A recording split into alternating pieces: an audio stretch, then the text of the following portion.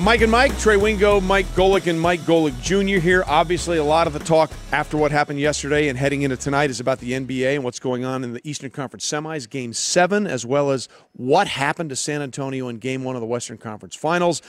Joined now on the Shell Pennzoil Performance Line by PJ Carlesimo, our outstanding ESPN NBA analyst. All right, PJ, look, obviously things changed dramatically in that series, or in that game specifically, and maybe in the series, when Kawhi Leonard went down. But San Antonio did have at one point a 25-point lead and found a way to just fall apart once Leonard went out of the game. What was your take on what you saw from San Antonio and what you heard after the game, after the loss? Well, I mean, first of all, good morning. It was simple as Kawhi Leonard and Tony Parker, and Golden State, has done this all year. They've come from behind so many times. People don't realize how many times they've been down big numbers. Once in the playoffs, we had a game in Portland, but all year they've had big leads. They are that kind of team. We talked before what can get them in trouble, turnovers or giving up offensive rebounds. Well, they had 19 turnovers and they gave up 14 offensive rebounds. So they have a tendency to have these kind of runs both ways, against them and for them. Now, normally they're on the top side, but I mean, they have a capacity to come from behind, and especially at Oracle. They're incredible at Oracle. Not that they're not good on the road, but in that building, they're very difficult. But basically a complete breakdown by the Spurs. I actually thought they missed Tony Parker as much as they missed Kawhi. I mean, Kawhi's the difference. If Kawhi didn't get hurt, or if Kawhi is able to come back and play 5 minutes, they win the game. I mean, without him, they lose by 2, and they got a chance to tie it on the last shot. So the simple answer is Kawhi Leonard. It wouldn't have mattered if they won ugly, if they staggered in, and, if Steph had missed his last shot, Spurs go down and win. They say, we almost blew it, blah, blah, blah. The story would still be whether Kawhi can play going forward. But I thought they missed Tony more than anything. Patty Mills is not a point guard. He's an excellent scorer. He's really good, lift off the bench. He played very, very well in the game we had, Game 6 in Houston. But Tony Parker gets them into offense. Tony Parker takes care of the ball. And Tony Parker is used to playing in situations like that. And it was just, they couldn't complete a pass. Golden State turned the pressure up, not by accident.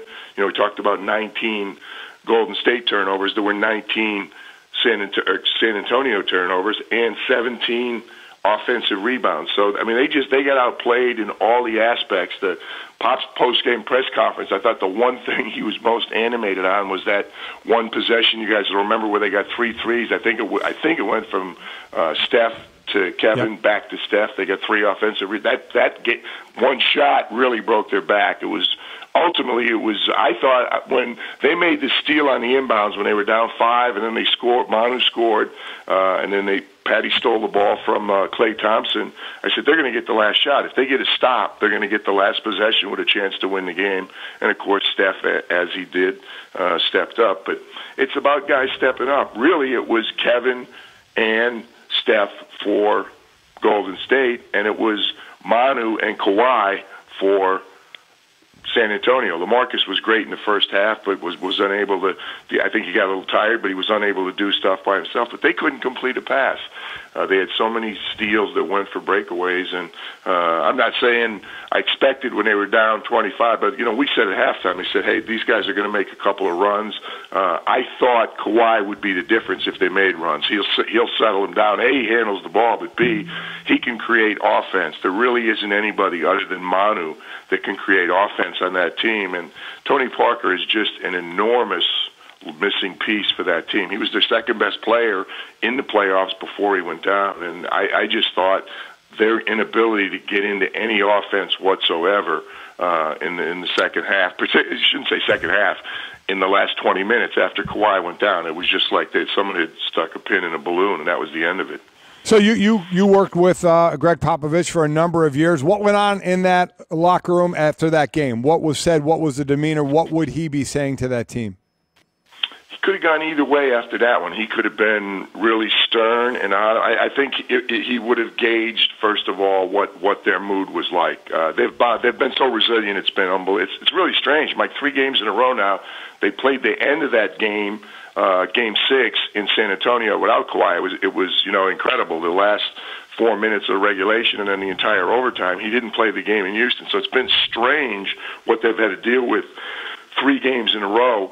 But I think that he knows they're capable of bouncing back. Just as everybody said this was going to be a sweep, no way they'd be competitive. And then look the way they come in and play on 1 day's rest in Game 1 at Golden State. So I think if he sensed they were okay in terms of their heads were still up, they were confident going forward, I think he'd have let them have it for letting an opportunity get away, for not rebounding. Rebounding was the thing that would have really, really upset him. I mean, to give up 17 offensive rebounds to Golden State and to lose their composure the way they did. I mean, they couldn't run offense. They couldn't complete passes. So many guys picked their dribble up, like they dribble in the corner or they'd go into the lane and get caught up in the air. I mean, things that, we'd get yelled at when we were playing in high school. But again, so much of that goes back to when your point guard is not there. And TP is and has been the point guard, and he was much better in the playoffs than he was in the regular season. But Manu, had he been able to play more minutes, I think would have been able to really help. The minutes when Ginobili was on the floor, I never even looked at the plus minus. His plus minus had to be good. The minutes when he was on the floor, the +7.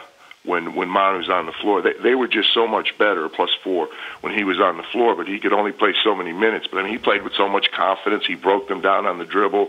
He got to the basket. He also got steals. I mean, he made huge plays. But guys step up. The other thing, Mike, that it's probably the same in football, and tell me, maybe not. In basketball, there's a pecking order. And when you lose a guy, it's not just once they lost Kawhi, there's 2 problems. They're losing Kawhi, which is enormous. He's one of the best free players in the whole league. But then other guys got to go up a slot that they're not capable of doing. And that's in basketball, that's really noted. They had KD and they had Steph. So the Golden State guys, even if they struggled, they were still trying to do the things they normally do. When you take Parker and Kawhi Leonard off the San Antonio roster, you got a whole bunch of guys. Hey, I'm used to being the 3rd best player, the 4th best player, the 2nd best player, trying to do things that you can't do. Your best player just settles you down and gives you a comfort level. And so many San Antonio guys, in my opinion, were trying to lift up and play in that 1st and 2nd slot, and the only guy that's capable of doing that is Ginobili, of the guys that were left on the floor. Well, we'll find out going forward whether or not the chance to win this series or make it a series ended Sunday with that injury to Kawhi Leonard. PJ, we appreciate your time as always. Thanks very much. Hey, great being with you guys. Thank you very much. Thanks, PJ.